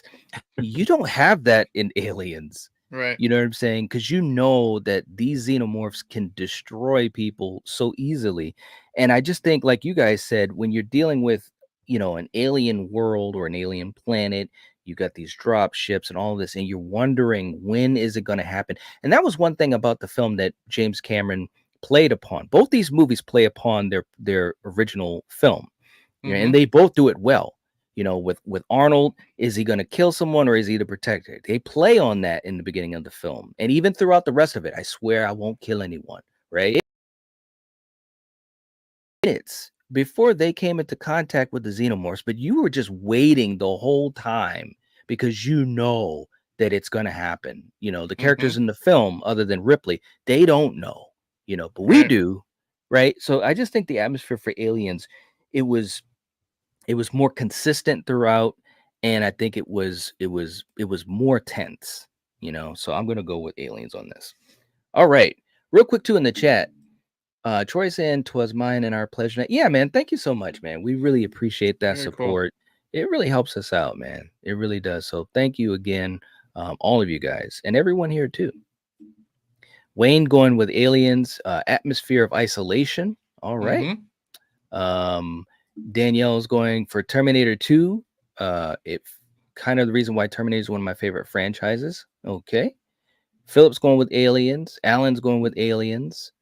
Troy's going with Aliens. Russell's going with Aliens. Look at this. Ronan says atmosphere for aliens. Wow. There's no see? lying. There's at no that. lying. There's no bias. Exactly. Say I'll be right back. Just need to punch myself for saying that. Jeez. But I appreciate the honesty. There you go. All right. Let's see. He says, no, seriously though, atmosphere goes to aliens. Yeah, man. Very cool. Highwayman going with aliens, spoof going with aliens. Okay, very cool. Next category. The Queen versus the T-1000 kill. Okay. All right. Who gets the point and why? Well, we kind of, talked about this a little bit earlier. The T-1000, luckily was killed by freezing it and then heating it up. The Queen is a giant bag of acid. So this Terminator that makes sharp weapons is going to slice at said Queen. Every slice you do, every move you make, every step you take, you're melting, and she'll be watching you. All right, that was good. What are we doing here, kids? Come on. I'm sorry. Good for you, Ronan. Even you, brother. I need to see what you say on this one. But come on, guys. This is a giant xenomorph. She is full of acid. So the T-1000, no disrespect to him, he will get some slices, maybe. But yeah, every time you actually make contact, you're gonna melt and it's gonna hurt. Enough said. All right, you go with the Queen. All right. Queen. Wow. All right, man. Eric, how about you?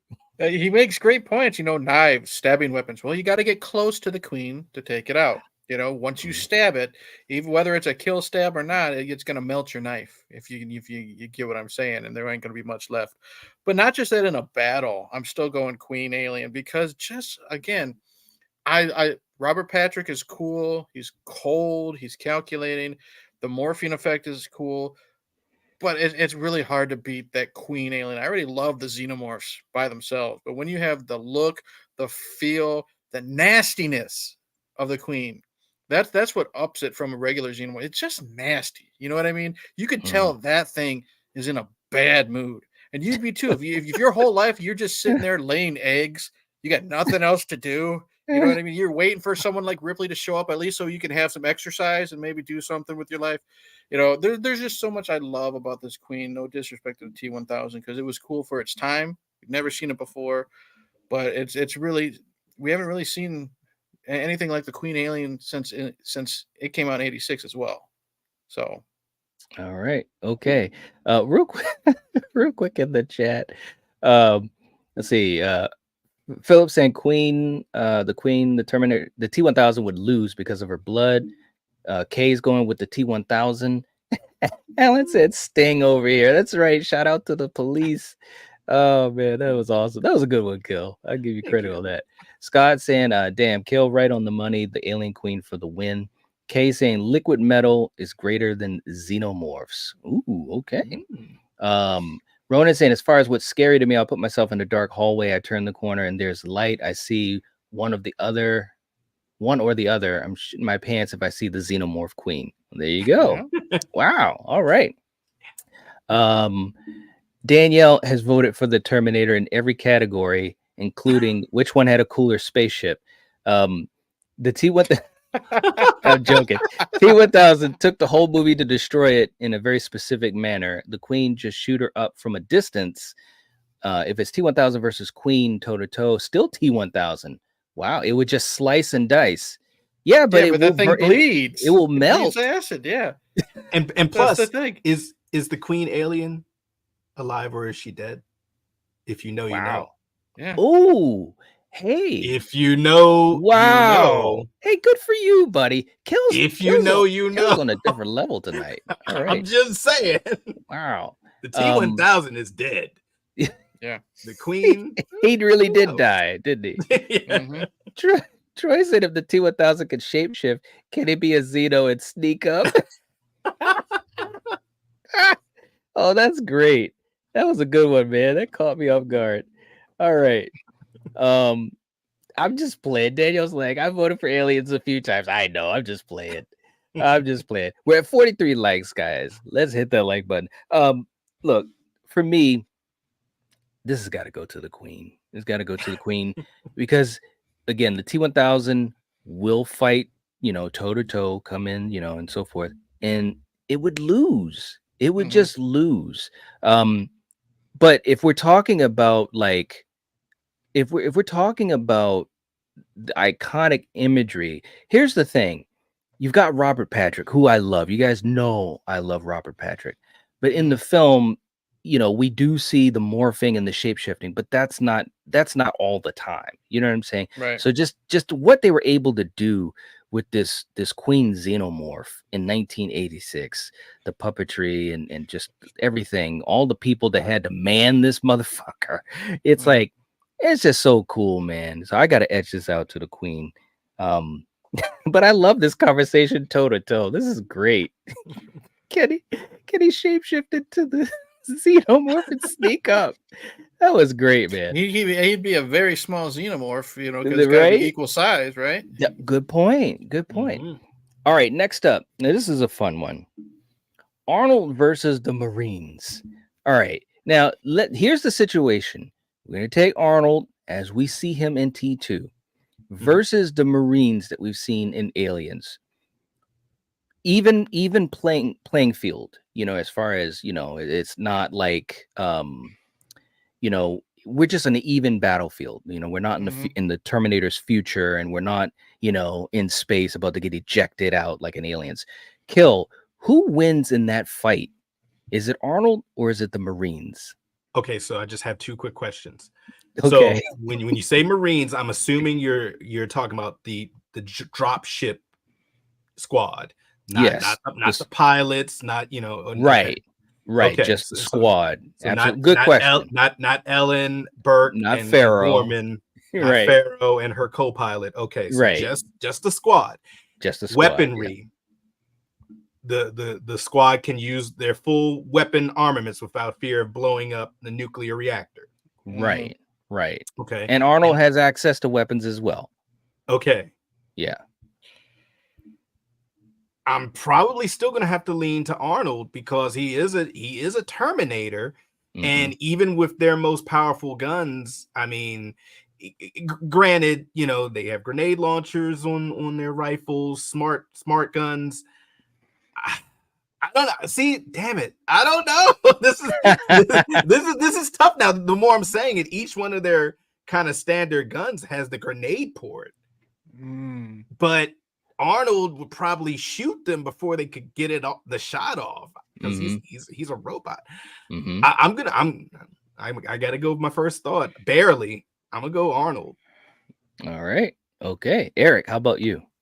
See, here's the thing, though. We're talking about the movie versions here, right? So we're talking about this T-800. He's not allowed to kill anybody. Oh, come on, man. No, I'm just throwing that out there just to fuck with you guys. No, it's definitely Arnold. It's definitely Arnold. What if it's the Terminator from Terminator 1? Exactly. It took out a whole police station. I know. I'm just messing with it. Come on, put it this way. As great as the Colonial Marines are, this Terminator had a minigun.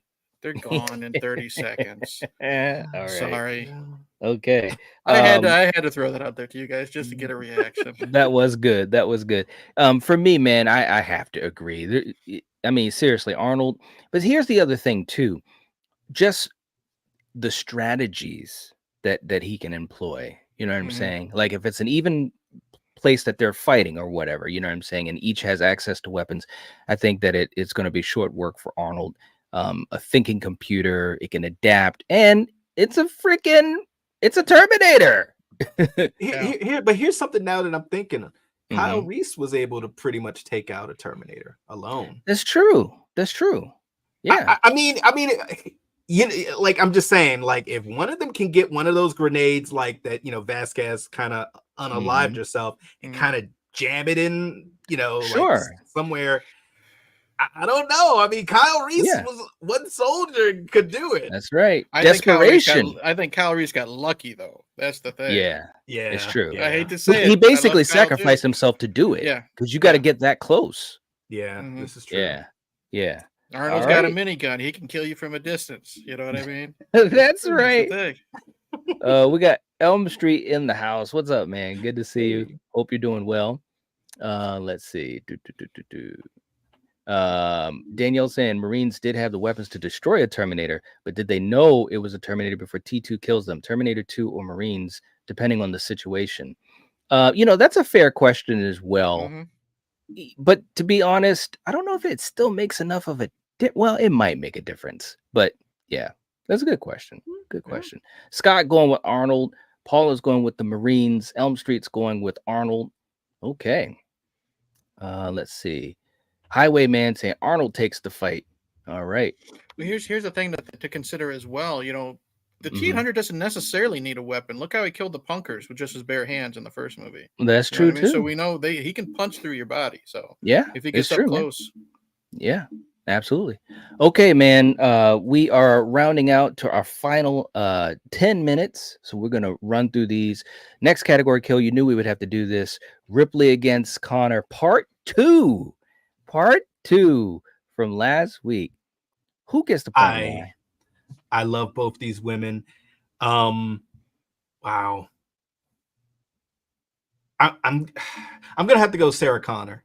Sarah Connor becomes a Terminator, like I think Eric said, like she becomes the third Terminator here. Mhm. Although this version of Ripley is amazing, but the last version of Ripley was amazing. This one, the main difference is the mother aspect. Whereas this Sarah Connor is a whole new person, good or bad, depending on how you look at it. But she is a badass lady, Sarah Connor. All right, Eric, how about you? the fact that Kill said that this Sarah is a different Sarah, and the mother aspect, that's what's making me go towards Ripley. And I like the mother aspect. Whether you had to see the director's cut or not, her mother aspect with Newt is what really attaches me to her. Hot take, I don't really care too much for Sarah until after she gets her humanity back, because there's lots of times when she's glad John is alive, not because it's her son, but because he's the resistance leader. You know what I mean? She is far distant. Like, don't get me wrong, I know she's in an asylum. Her life has gone crazy, but the mother aspect of Ripley and Newt makes me like Ripley a lot more than the way Sarah cares for John, at least initially. So going Ripley. All right. Interesting. Real quick, Philip says I refuse to pick just one of them. And there you go. Alan is going with Sarah. Ronan is going with Sarah Connor. Let's see. And Danielle said, wow, Ripley wins. Ripley is badass. So is Sarah, but she's more batshit crazy than badass. Sarah has time to shine in the Sarah Connor Chronicles. Good point. For me, this is tough, man. These are both great characters. They both have interesting arcs. I think they've evolved since the first movie. Moments where they sacrifice themselves for a greater good and so forth, or they attempt to. This is tough. I'm going to edge it out to Ripley. And the reason I'm going to edge it out to Ripley is I think that kind of like what you guys were saying, with Sarah, obviously, she's gone to shit. Her life has been so tragic because she knows what's going to happen in the future, and the preparation that she went through to do it, to get ready for it and so forth. And I do agree that, her character, she has to get that humanity back, and when she does, I feel like she's like balanced. Right. Now, that doesn't mean I don't like the character. I do. And I love her in the movie. But I'm just saying, versus Ripley, who from the beginning of the film is she lost so much with Amy being dead. Can you imagine that? You come out of cryo sleep 57 years, you realize you were asleep so long that your child grew up, had a life, and died. It's just crazy. And dealing with the events of what she dealt with the original film, and deciding to go back and dealing with that, I just got to edge it out to her. But to be honest, if you ask me in a minute, I probably would go with Sarah Connor. But I'm going to go with Ripley on this one. It's crazy. They're both awesome. Yeah. Oh, man. Elm Street saying Ripley, always. Rachel saying Sarah Connor, the ultimate badass. Yeah. Yep. Scott saying Connor, she trained for years for this. She had the better arc.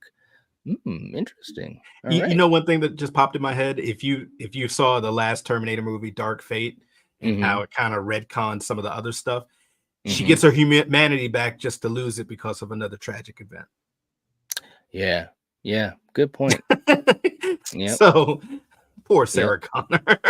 Yep. All right. Next up, the finale kill. Who gets the point and why? I enjoy the finale of both. I have to go for Aliens. Because once again, when you see the alien queen get out from the landing structure of the drop ship, and it's like, holy crap, and she rips Bishop in half, and you're just like, yeah, it's a wrap. She's gonna kill them all. It's done. She's really the last woman standing. And then it turns into a Japanese anime, and I love anime. So it's just wow to see that in a live action movie at that time was just an amazing thing to see.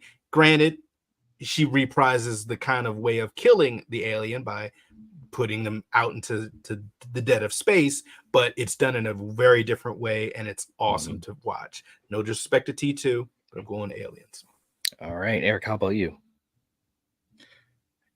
They're both really good. I'm slightly going to give it to Aliens just because I think the final confrontation is better. It's more over the top.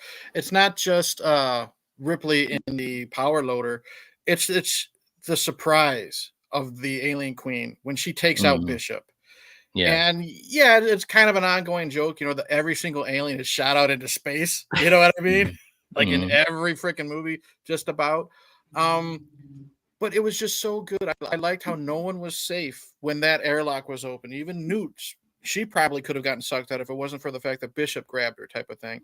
I like the final fight between the T-1000 and the T-800, but Arnold got lucky with that one last grenade shell. You know what I mean? And I think there's just more on the line with a human fighting. Like, she had to upgrade, anime style, as Kill would say, with the power loader. And it's just such a one of those badass moments in all of like action sci-fi history.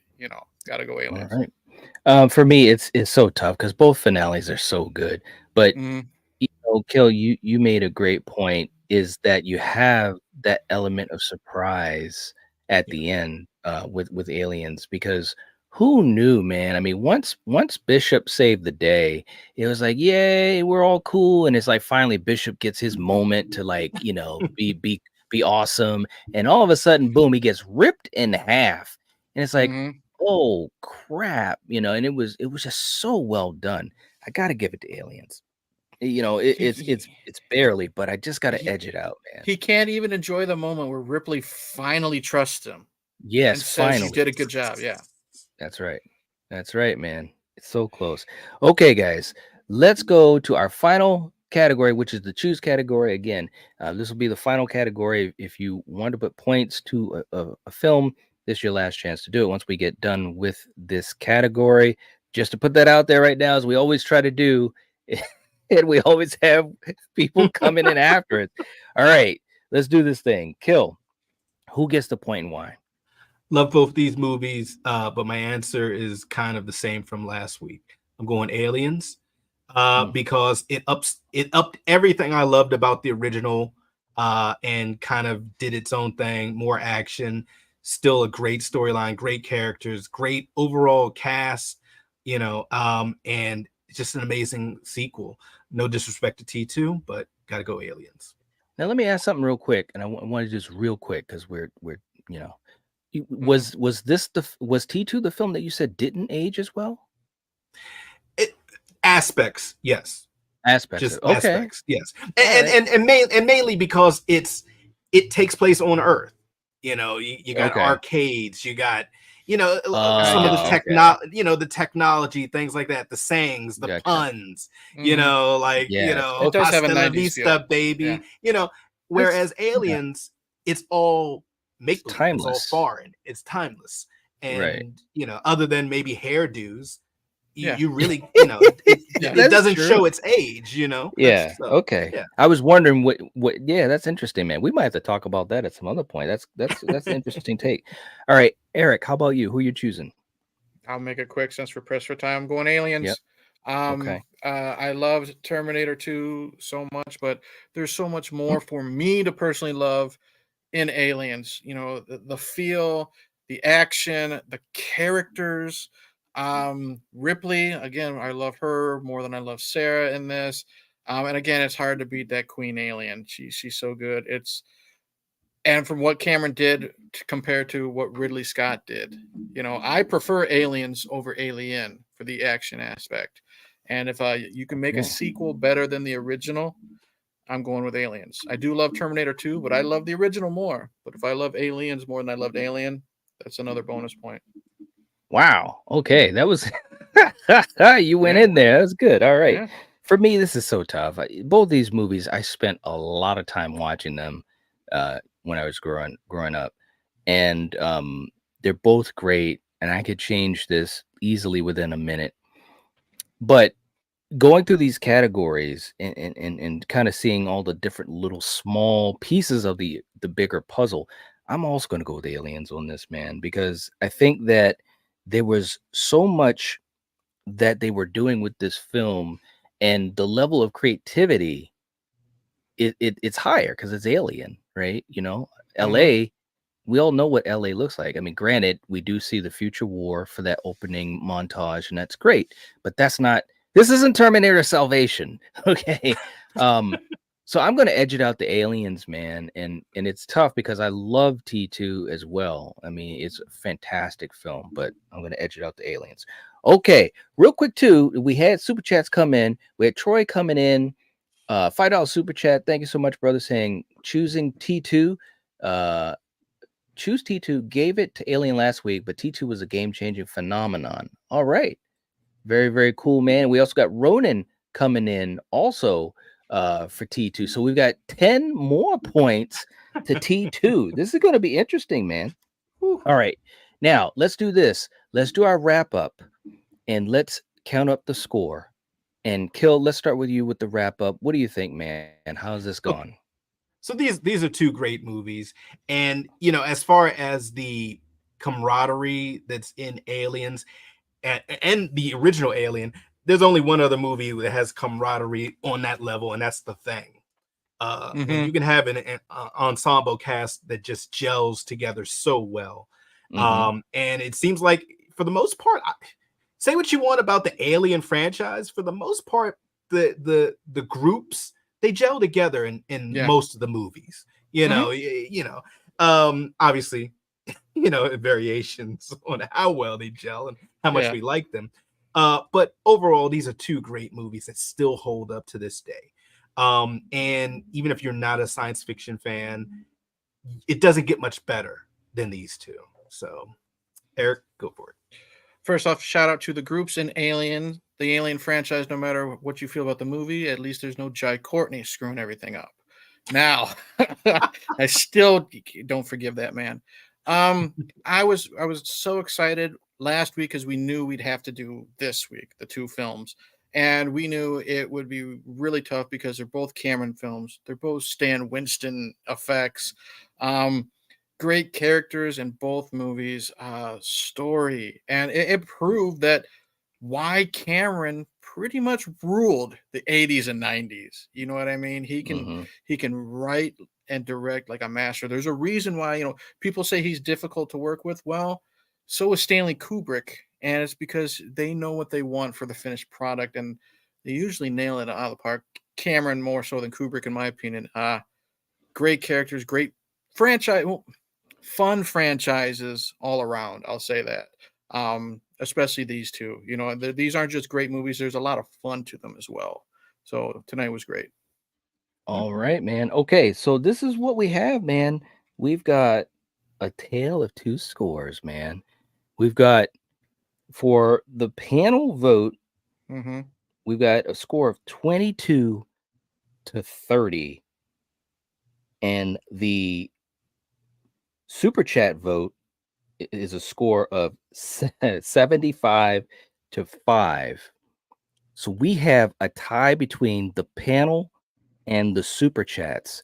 So we're going to go to a poll to end the tiebreaker. Okay. We're going to put up a poll. We're going to have you guys vote and make sure you guys vote. This is the time to do it. I knew this was going to be crazy. Let me get my stopwatch. Okay. Yeah, we're gonna put this poll up and have you guys vote. Which film do you want to win? And that is what we're going to do. When I put the poll up, we're going to time it out. And then once we're done, we're going to see who you guys vote for. Okay. A minute, right? 60 seconds? Yeah, we're going to go for a minute. So let's have you guys make sure you vote. We've got a bunch of people in the chat. All right. Hopefully we got the poll up. Do you see the poll, Eric? I do. Okay. Let's have you guys vote. And Ronan. Yep. We've got a gifted membership from Ronan. Thank you so much, man. We appreciate that, man. Seriously. Much appreciated. As we round out this fantastic battle. This has been crazy, man. Yeah. But it's been fun. All Okay, right, guys. 30 seconds left. Make sure you guys vote. If you're here, throw your votes in. Which film do you want to win? Okay. Yeah, 15 seconds. We've got 16 votes. 10. Let's have you guys 9, vote. 8, 7, 6, 5, 4, 3, 2, 1. Call it. All right, we got 16 votes. 56%. Well, 17. It always trips me out when people like vote, man. Damn it. Yeah. All right. But we still have only have 17 votes, and we've ended it there. It's 56% to 44% for the winner, which is T2. There we T2 go. wins. T2 wins, man. We had 24 people in the chat, but 17 people voted. But anyways, T2 wins, man. Both of these movies, fantastic. Legendary films, man. Legendary. You're right, Wayne. Both are awesome. Yep. Both are awesome. It was right down to the wire. We had a tie. Well, I should say, one way for panel, one way by super chats, like lopsided. But yeah, man, very, very cool. Very, very cool. And Rachel saying Terminator 2, seen it more and love Sarah so much. Awesome, man. Well, guys, thank you so much for the support. We appreciate it. Ronan, thank you for the gifted membership right there at the end too, man. I appreciate that. Thank you so much. And again, guys, we enjoy doing this so much with you guys. It was a lot of cool conversation in the chat. You guys are all right, but it was a tough battle. So we got Alien that won last week, T2 that wins this week. That's absolutely crazy, man. Yep. Very, very cool. All right, guys. We will catch you guys next time. Thank you so much for hanging out. And as always, if you're watching this, if you're listening to this, you are the Night Watch. Peace. Cheers. Peace.